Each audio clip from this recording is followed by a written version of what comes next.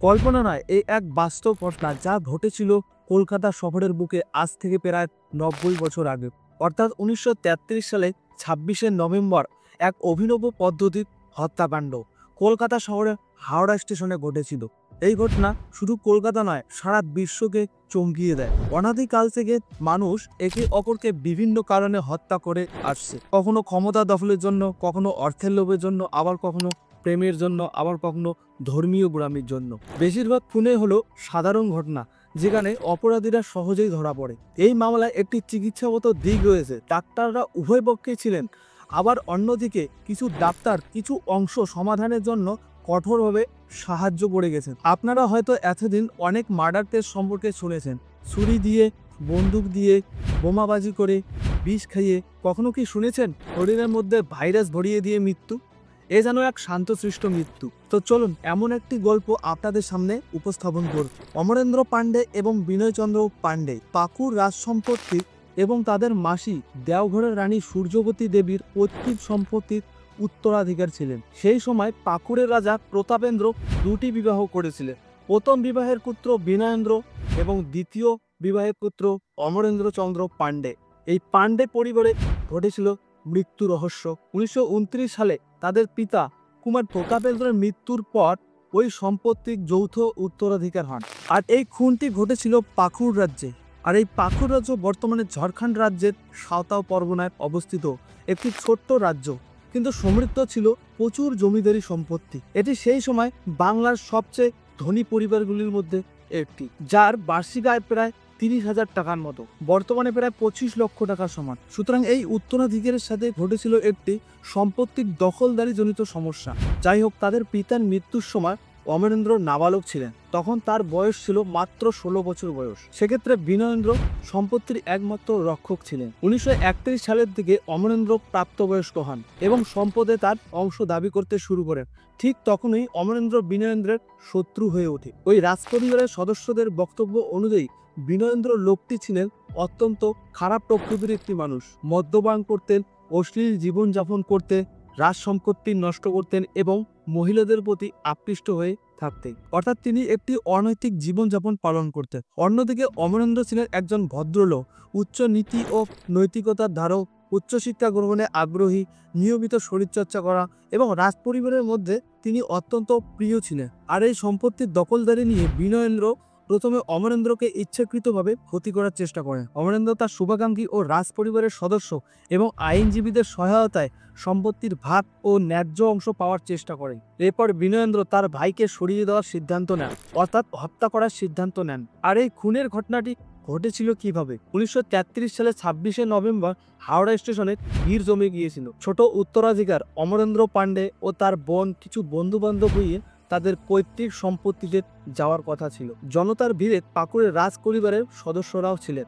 জনাকীর্ণ প্ল্যাটফর্মের মধ্য দিয়ে যাওয়ার সময় তারা যখন ট্রেনে উঠতে যাচ্ছিল, হঠাৎ ২০০ শাল পরা এক খাটো লোক অমরেন্দ্রের উপর আছড়ে পড়ল। ঠিক তৎক্ষণাৎ অমরেন্দ্র তার ডান বাহুতে ক্ষত অনুভব করলেন। সে চিৎকার করে উঠল এবং তার বন্ধুরা তার কাছে ছুটে আসলো এবং তার বন্ধুরা তার ডান বাহুতে একটি ক্ষত দেখতে পেল এবং সেই ক্ষত থেকে হলুদ রঙের তরল পদার্থের ফোঁটাও দেখতে পেল। তৎক্ষণাৎ অমরেন্দ্রের ওপর আছড়ে পড়া লোকটি, সেই শাল পরা খাটো লোকটিকে আর খুঁজে পাওয়া গেল না। মনে হচ্ছিল ভিড়ের মাঝে যেন অদৃশ্য হয়ে গেছে। পরে তাকে খোঁজার চেষ্টা করা হলেও তাকে আর খুঁজে পাওয়া যায়নি। এবং এই ঘটনার পরে বিশেষ করে অমরেন্দ্রের বোন এবং তার বন্ধুরা খুবই চিন্তিত ছিলেন। অমরেন্দ্রের বোন বনমালা, তিনি বারবার জোর দিয়ে বলছিলেন যে তারা যেন যাত্রা বাতিল করে অবিলম্বে চিকিৎসার সাহায্য নেন। তারপর হঠাৎ করে অমরেন্দ্রের সৎ বড় ভাই বিনয়চন্দ্র পাণ্ডে দৃশ্যপটে হাজির হন। কিন্তু বিনয়েন্দ্র বিষয়টিকে এড়িয়ে দেওয়ার চেষ্টা করেছিলেন। তিনি বলেছিলেন এটি কিছুই নয়, যদি আদৌ হয়ে থাকে তাহলে পাকুড়ে পৌঁছে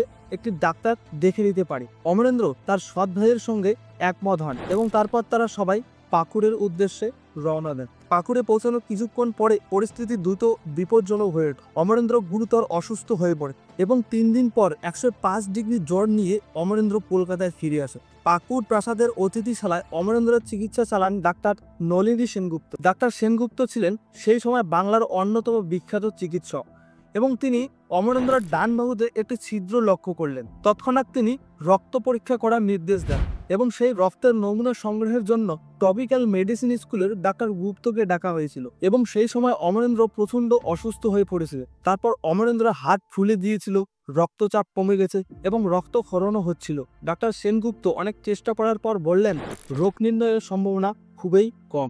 ওই অবস্থায় অমরেন্দ্রের সৎ ভাই বিনয়চন্দ্র পান্ডে ঘটনাস্থলে উপস্থিত। তারপর বিনয়েন্দ্র তার পছন্দের একজন ডাক্তারকে ডেকে আনলেন এবং সেই ডাক্তার পরিবারকে আশ্বস্ত করে বললেন যে অমরেন্দ্র শীঘ্রই সুস্থ হয়ে উঠবেন। এটা বলেছেন যে কারণ যাতে অমরেন্দ্র চিকিৎসার মাধ্যমে তাড়াতাড়ি সুস্থ হওয়ার চেষ্টা না করে। অমরেন্দ্র চন্দ্র পান্ডে খুবই অসুস্থ থাকার কারণে ৩রা ডিসেম্বর দুর্ভাগ্যবশত কোমায় চলে যায় এবং শেষ পর্যন্ত ৪টা ডিসেম্বর অমরেন্দ্র চন্দ্র পান্ডে এই পৃথিবী থেকে সারা জীবনের জন্য বিদায় নেন। তার বোন বনমালা অমরেন্দ্রের মৃত্যুতে অস্থির হয়ে পড়ে এবং পরে তাদের রানী সূর্যবতী দেবী এবং বনমালা দুজনেই বিনয়েন্দ্রকে সন্দেহ করেছিলেন যে তিনি কোনো ষড়যন্ত্র ঘটিয়েছেন। কিন্তু তার মৃত্যুর পর যখন টপিক্যাল মেডিকেল স্কুল থেকে রক্ত রিপোর্ট আসে তখন জানা যায় তার রক্তে মারাত্মক বুগুনি প্লেগের ভাইরাস পাওয়া যায় আর এই ভাইরাস থেকে হয় প্লেগ রোগের সৃষ্টি। এদিকে অমরেন্দ্রের চিকিৎসা করার ডাক্তাররা হতবাক হয়ে গেল। নিয়মিত ব্যায়াম এবং খেলাধুলার অভ্যাস থাকা ২০ বছর বয়সী একজন সুস্থ যুবক হঠাৎ করে কিভাবে মারা যায়। তারপর তখন রাজপরিবারের সদস্য এবং ঘনিষ্ঠদের মধ্যে সবচেয়ে খারাপ আশঙ্কা সত্য বলে মনে হয়। কিন্তু এই ঘটনার ঠিক ১ বছর আগে বিনয়েন্দ্র অমরেন্দ্রকে আরও একবার হত্যা করার চেষ্টা করেছিলেন। বিনয়েন্দ্র একজোড়া চশমা এনে এমনভাবে অমরেন্দ্রের নাকের ওপর বসিয়ে দেন যা তার নাকের চামড়ায় ছড়ে যায় আর এই চশমায় ছিল বিষ প্রয়োগ করা। এরপরে অমরেন্দ্র অসুস্থ হয়ে পড়ে।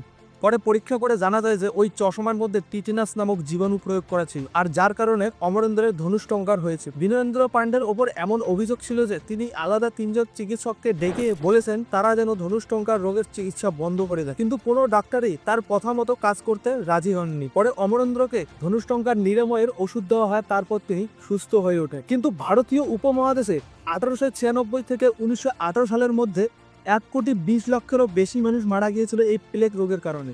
এরপর ১৯২৯ থেকে ১৯৩৮ সালের মধ্যে প্লেগের মৃত্যুর হার প্রায় ৫ লক্ষে কমে আসে। কিন্তু অমরেন্দ্র পান্ডের মৃত্যুর ৩ বছর আগে কলকাতায় প্লেগ রোগে একজনও আক্রান্ত হওয়ার ঘটনা ঘটেনি। তাহলে প্রশ্ন হচ্ছে এই প্লেগ রোগের ভাইরাস এলো কিভাবে? তাও আবার রাজপরিবারের সদস্য ছোট উত্তরাধিকার অমরেন্দ্রের শরীরে। এই খুনের পরিকল্পনার মূলে ছিল পরিবারের মধ্যে ২ ভাইয়ের মধ্যে বিরোধ। পান্ডে পরিবারের ২ সৎ ভাইয়ের মধ্যে চলছিল এই বিরোধ ২ বছর ধরে। পাকুড়ে তাদের পৈতৃক সম্পত্তির দখলদারি নিয়ে ২ ভাইয়ের মধ্যে লেগেছিল এই বিরোধ। আর এই তথ্য উঠে আসে কলকাতা পুলিশের তদন্তে এক জটিল ষড়যন্ত্রের রোমাঞ্চকর কাহিনী। তুলে ধরা হয় সুদূর মুম্বাইয়ের এক হাসপাতাল থেকে প্রাণঘাতী জীবাণু চুরি করা সহ নাটকীয় ও সাহসী এক চক্রান্তের কথা। আদালতের নথিতে বলা হয় অমরেন্দ্রকে হত্যা করার ষড়যন্ত্র করা হয়েছিল ১৯৩২ সালে। জানা যায় এই ষড়যন্ত্রে বিনয়েন্দ্র পান্ডে ডাক্তার তারানাথ ভট্টাচার্য নামে একজনকে ব্যবহার করেছিলেন, যিনি ছিলেন বিনয়েন্দ্রের অত্যন্ত ঘনিষ্ঠ বন্ধু। একদিকে বিনয়েন্দ্র তার পৈতৃক সম্পত্তি দখলের উঠে পড়ে লেগেছেন আর অন্যদিকে তার বন্ধু তারানাথ আর তাকে সাহায্য করে প্লেগের জীবাণু তৈরি করার চেষ্টা করেছেন। ডাক্তার ভট্টাচার্য ইতিমধ্যে অন্তত ৪ বার কৃত্রিমভাবে প্লেগের জীবাণু তৈরি করার চেষ্টা করেও ব্যর্থ হয়েছে। তারপর ডাক্তার ভট্টাচার্য ১৯৩২ সালে মে মাসে মুম্বাইয়ের হাফকিন ইনস্টিটিউটের পরিচালকের সঙ্গে যোগাযোগ করলে। ভারতে সেটাই ছিল একমাত্র গবেষণাগার যেখানে এ ধরনের জীবাণুর কালচার তৈরি করা হতো। কিন্তু ওই গবেষণাগারের পরিচালক সাপ জানিয়ে দিলেন বেঙ্গলের সার্জন জেনারেলের অনুমতি আনতে হবে, না হলে তারা ওই জীবাণু তৈরির রসদ তাকে সরবরাহ করবেন না। ওই মাসে ডাক্তার ভট্টাচার্য কলকাতার এক চিকিৎসকের সঙ্গে যোগাযোগ করে এবং বলেন যে তিনি একটি প্লেগের ওষুধ আবিষ্কার করেছেন এবং গবেষণাগারে কালচার করা জীবাণুর উপর সেটা তিনি পরীক্ষা করে দেখতে চান এবং তারপর সেখানকার চিকিৎসকরা তাকে গবেষণাগারে কাজ করার সুযোগ দেন, কিন্তু বলেন যে হাফকিন ইনস্টিটিউট থেকে কোনো কালচার করা জীবাণুর উপর তার হাত দেওয়া নিষেধ। সেখানকার ডাক্তার ল্যাম্পার্ট বলেছেন যে গবেষণাগারে প্লেগ রোগের ভাইরাস তৈরি করতে না পারায় ডাক্তার ভট্টাচার্যের কাজ বন্ধ করে দেওয়া। কিন্তু এদিকে ডাক্তার ভট্টাচার্য হাল ছাড়ার পাত্র নন। ১৯৩৩ সালে তিনি আবার কলকাতার ওই চিকিৎসককে দিয়ে জোর করে হাফকিন ইনস্টিটিউটের পরিচালকের কাছে একটি চিঠি লেখান। ওই চিঠিতে চিকিৎসক ইনস্টিটিউটের কাছে অনুমতি চান যাতে ডাক্তার ভট্টাচার্যকে প্লেগের ঔষধ পরীক্ষা করায় তাদের গবেষণাগারে সুযোগ করে দেন। সে বছরের গ্রীষ্মে বিনয়েন্দ্র পান্ডে মুম্বাই চলে আসেন এবং তিনি ডাক্তার ভট্টাচার্যের সঙ্গে যোগ দিয়ে ইনস্টিটিউটে কর্মরত ২জন পশুরোগ বিশেষজ্ঞকে ঘুষ খেয়ে হাত করার চেষ্টা করেন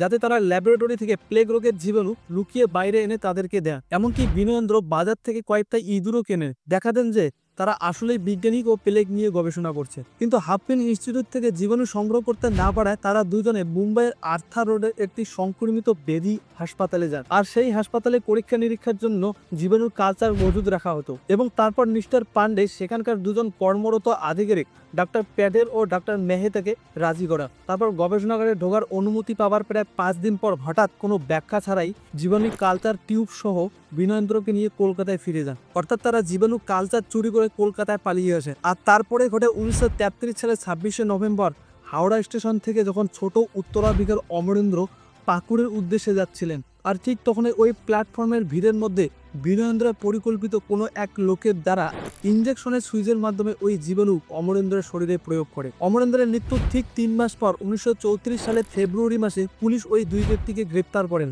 9 মাস ধরে চলে এই চাঞ্চল্যকর খুনের শুনানি। বীরেন্দ্র পান্ডে এবং তার ঘনিষ্ঠ বন্ধু ডাক্তার তারানাথ ভট্টাচার্য অমরেন্দ্রকে হত্যা করার ষড়যন্ত্র করেছিলেন এবং ভাড়াটে খুনি নিয়োগ করেছিল।